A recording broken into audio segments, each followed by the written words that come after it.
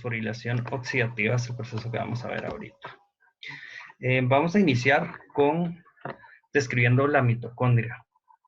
Yo ya les había dicho, y se recuerdan bastante bien, me imagino, que, por ejemplo, que el proceso de la glucólisis y la gluconeogénesis se da específicamente en el citosol, ¿sí?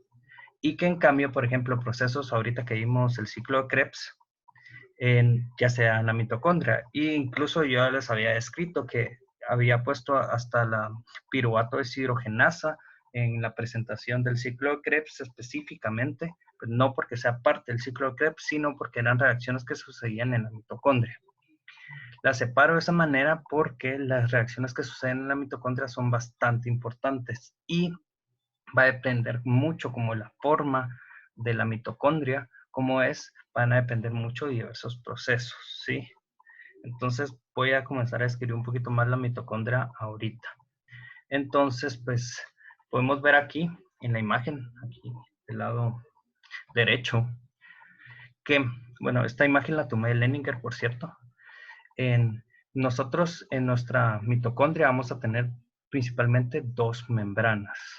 No quiere decir que va a ser una membrana, pues, así como una membrana bimembrana lipídica, así como todas las membranas que se encuentran en las células, que son por fosfolípidos y tienen dos cadenas de fosfolípidos, no significa que son dos membranas separadas, ¿sí?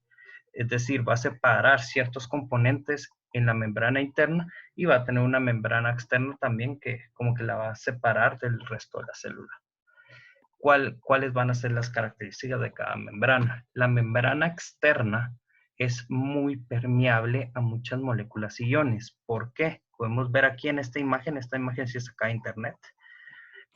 Tiene unos canales que se llaman porinas. Estas porinas van a hacer que como que las moléculas pequeñas pasen, van a pasar los iones, van a pasar un montón de compuestos y de sustancias orgánicas desde el citosol hasta pues el espacio intermembrana. Este se llama espacio intermembrana, que es el espacio que se encuentra entre la membrana externa y la membrana interna, ¿sí? Entonces, pues estos canales, estas porinas van a permitir el paso de todas esas moléculas que son pequeñas. En cambio, la membrana interna, algo importantísimo, primero va a ser impermeable a iones, incluyendo pues los H+, todos los iones, ¿sí? Todos los carga positiva y carga negativa no van a poder pasar a través de la membrana. Y adentro de la membrana interna, es decir, en la matriz mitocondrial, la matriz mitocondrial es como que este espacio, miren, este espacio que está como en más clarito, ¿sí? Van a encontrar, pues, un montón de componentes que van a ser importantísimos y ya los habíamos visto que eran del ciclo de Krebs, ¿sí? Y pues la beta oxidación y un montón de componentes, ¿sí? Ahora también la misma membrana va a soportar un montón de complejos, ¿sí? Y va a soportar un montón de enzimas, que son enzimas transmembrana. Estas enzimas transmembrana van a ser las que forman la cadena de fosforilación oxidativa. Y eso es lo importantísimo, ¿sí?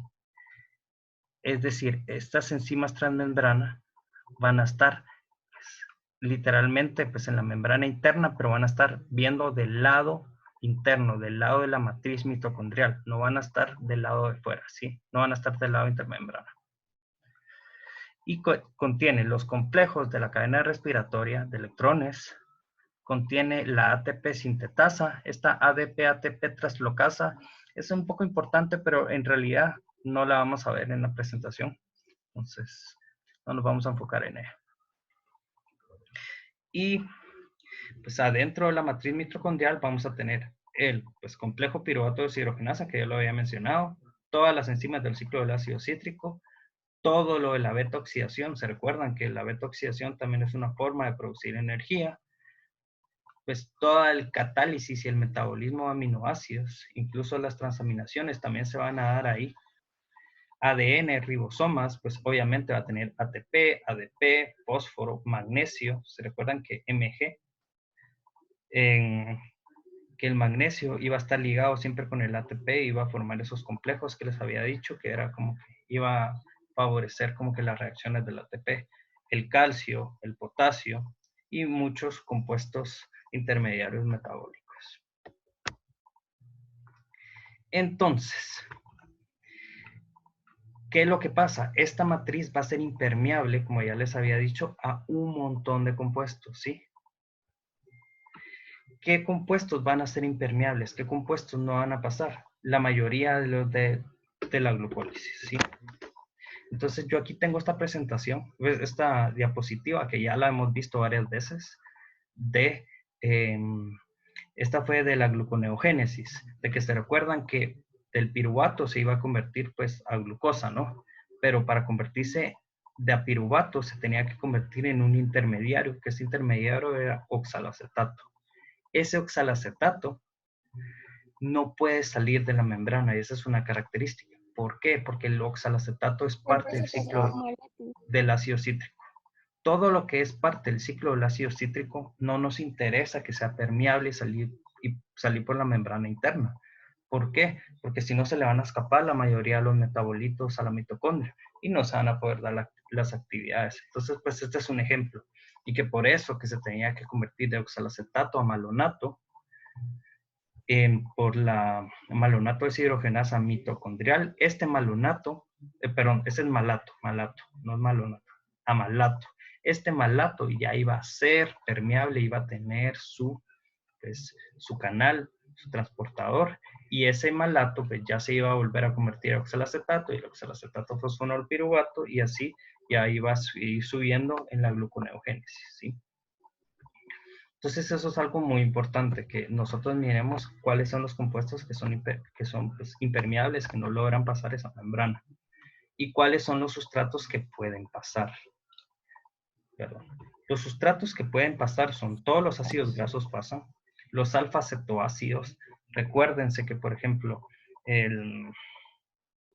los alfa-cetoácidos eran como, por ejemplo, ahorita se me acaba de ir el nombre. ¿Cómo se llama? Alfa-cetoglutarato, como el alfa-cetoglutarato, por ejemplo, los aminoácidos, todos los aminoácidos, porque ahí van a ser el catabolismo, y el piruvato, pues obviamente, porque el piruvato que viene de la glucólisis pasa adentro de la mitocondria, y ahí pues la piruvato deshidrogenasa se va a convertir en acetilcoenzima A, y esta acetilcoenzima A ya entra al ciclo del ácido cítrico, y listo, ¿sí? Entonces, importantísimo. Lo vuelvo a poner aquí porque es algo muy importante. La membrana interna es impermeable a los H+. Esto lo vamos a ver más adelante por qué. ¿Y qué va a permitir esa impermeabilidad de la membrana mitocondrial interna? Que se separen, por ejemplo, en las diversas rutas metabólicas, ¿sí? Como por ejemplo la glucólisis del ciclo del ácido cítrico, etc. ¿Sí? Entonces, algo muy importante que quiero recordarles es que yo les había dicho que, por ejemplo, que la importancia de, así como me había dicho Luisa, que en la glucólisis que solo se generaban pues, 2 ATP netos, ¿sí? Y que pues que no era un buen negocio, porque como de 30 a 32 moléculas de ATP que se pueden formar en total, que cómo se iban a formar solo 2 ATP netos en la glucólisis, que no era un buen negocio. Igual yo les había dicho que en la fosforilación oxidativa pues también se formaba muy poco pues, ATP a nivel de sustrato. Lo que pasa es que, y les había dicho que lo importante de esas vías es los electrones, ¿sí? Esos electrones, ese NADH que se iba pues, a agarrar los electrones de los compuestos que se oxidaban, iba a ser el importante. Y aquí es donde van a entrar, ¿sí? Van a entrar en juego. ¿Qué manda? Si le interesan los electrones, ¿por qué no los deja entrar? Ah, les voy a explicar por qué. No, es que es diferente los electrones a los protones. Aquí está diciendo, Ah, perdón. aquí lo que no deja entrar son protones. Y otra cosa muy importante es de que la mitocondria va a tener unas cosas que se llaman lanzaderas. Son como unos mecanismos que van a permitir que esos electrones puedan entrar a la membrana. Se recuerdan que al final de la glucólisis, en su libro Chaeta, pues Malato y aspartato. decía que estaban las lanzaderas, y yo les dije, eso no lo vamos a ver ahorita. La Esto de malato y aspartato. exactamente. Y pues la glicerol 3-fosfato. Esas no las vamos a ver ahorita. Les dije, hasta Sí. ahorita las vamos a ver, porque eso era un tema de la fosforilación oxidativa, porque estaba ahí, pues no tengo ni la menor idea, pero yo la verdad que pues considero que está más ordenado que yo se los explique aquí en la fosforilación oxidativa, ¿sí? Sí. Entonces, pues ya les había explicado que el objetivo de todas las reacciones era producir ese NADH y FADH, que eran estos electrones. Y pues aquí tengo pues, una tablita que las reacciones que eran importantes que iban a generar NADH y que ya hemos visto pues en la glucólisis, en el ciclo de Krebs, etcétera, pues hay unas que no hemos visto, por ejemplo, esta que se forma un beta-cetoácido, en beta-cetoacil, perdón, que viene de la beta-oxidación, pues, y, y bastantes, pues, y algunas rutas, pero la mayoría, pues, ya las vimos. La beta-oxidación la vamos a ver, pues, creo que en la bioquímica 2. Entonces, pues, antes de seguir con la fosforilación oxidativa, les quiero enseñar, primero les enseñé, pues, que el objetivo de esto es que el NADH, pues, lleve esos electrones a la cadena de fosforilación oxidativa. Y ese es el objetivo del ciclo del ácido cítrico principalmente y de la glucólisis. Ahora aquí vamos a hablar sobre los diferentes transportadores de electrones, porque existen más transportadores de electrones que el NADH y el FADH. ¿Cuál es la diferencia? NADH y FADH son hidrosolubles, ¿sí? Y van a ser bastante móviles.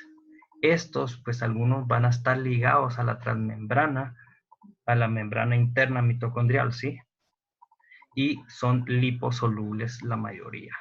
Entonces, pues vamos a comenzar. Comencemos viendo, por ejemplo, esta es la ubiquinona o proteína Q, ¿sí? Hay varios tipos de ubiquinona, pero pues vamos a enfocarnos en este.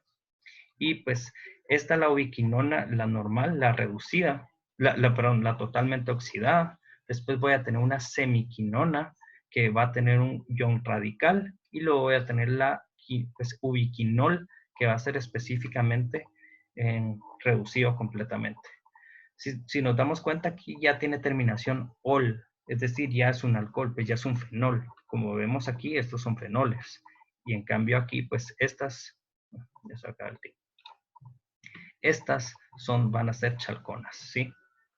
Es decir, es una acetona que está conjugada aromáticamente. Eso es una chalcona. Este va a ser súper importante y lo vamos a ver bastante en el complejo 1 y 2, ¿sí? Ahora, tengo otros que estos son los famosos citocromos, ¿sí? Estos citocromos van a tener estos grupos hemo que yo ya se los había enseñado, ¿sí? ¿Se recuerdan? Hay varios citocromos, en serio. Aquí solo les mencioné 3, pero hay un montón. Y hay varias subunidades de cada pues, citocromo. Entonces, pues yo aquí tengo el citocromo tipo A, citocromo tipo B y citocromo tipo C. Diferencias, como que diferencias en cadenas, de que, por ejemplo, este lo va a hacer más liposoluble, va a tener una cadena isopreno aquí. Por ejemplo, pues este solo va a tener pues unos etilos aquí y este es algo interesante, este va a estar ligado también como que a unas proteínas y va a estar fijado a residuos de cisteína con un pues, enlace tioéter, ¿sí? Tenemos otro tipo de proteínas ahora también de que van a transportar electrones. Bueno, pues se me había olvidado si nos damos cuenta en el grupo hemo, pues yo tengo un hierro, ¿verdad? Entonces, pues este hierro, dependiendo de su estado de oxidación, se puede oxidar y reducir. Y sabemos que lo que necesitamos para aceptar electrones es oxidorreducción. Si yo acepto electrones, se va a reducir y si yo dono electrones, lo voy a oxidar, ¿verdad? Entonces, pues yo aquí tengo que tiene un átomo de hierro central, pero puede ser otro metal también a veces, como por ejemplo el cobre también funciona, pero pues en este caso todos los citocromos pues sí tienen hierro, estos citocromos. Y tengo otro tipo que se llaman proteínas de Riske, ¿sí? Estas proteínas de Riske van a transportar los electrones también por el hierro que se va a oxidorreducir, pero pues va a estar formando algunos complejos con azufre, ¿sí? Y pues aquí lo podemos ver que va a estar ligado a pues unos residuos de cisteína igual, pues por unos enlaces tioéter, ¿sí? Entonces, ya que vimos estos que van a ser los transportadores, y es importante que nos comencemos a aprender los nombres, que son los citocromos. Los citocromos prácticamente lo único que va a hacer es como que es un grupo hemo que va a tener un hierro en el centro y va a permitir oxidorreducción, y esa oxidorreducción va a permitir que se catalicen ciertas reacciones en sustratos, ¿sí? Sí. Aquí, pues yo tengo varios tipos de transferencia de electrones. Tengo transferencia directa de electrones, es decir, pues los grupos de hierro que se oxida, pues de hierro 3 que está oxidado a hierro 2 que está reducido. Entonces, pues tengo transferencia de electrones directamente.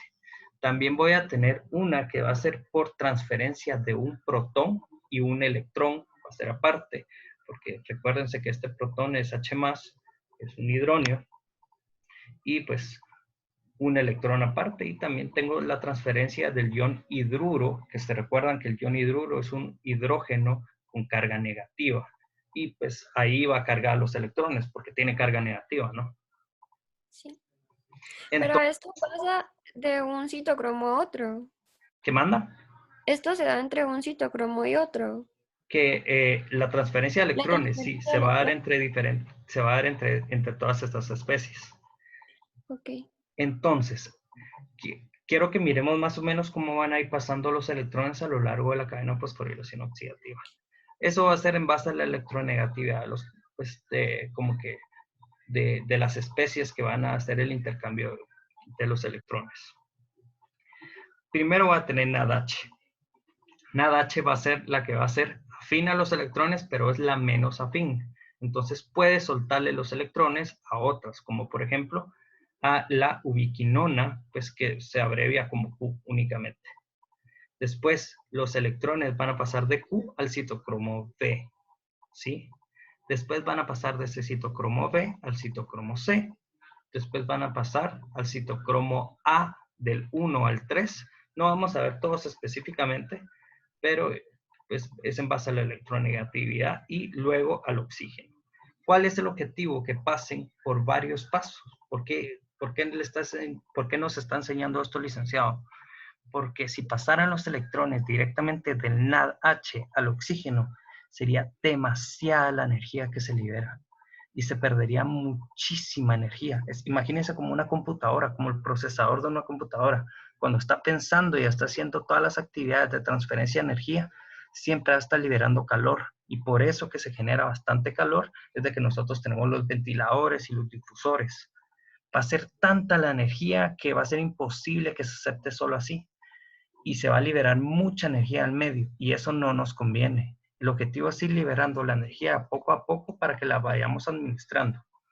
Es como tirar una bomba, por ejemplo. Si uno tira una bomba, libera la energía a un solo, pero muy fuerte, y va a tener efectos drásticos.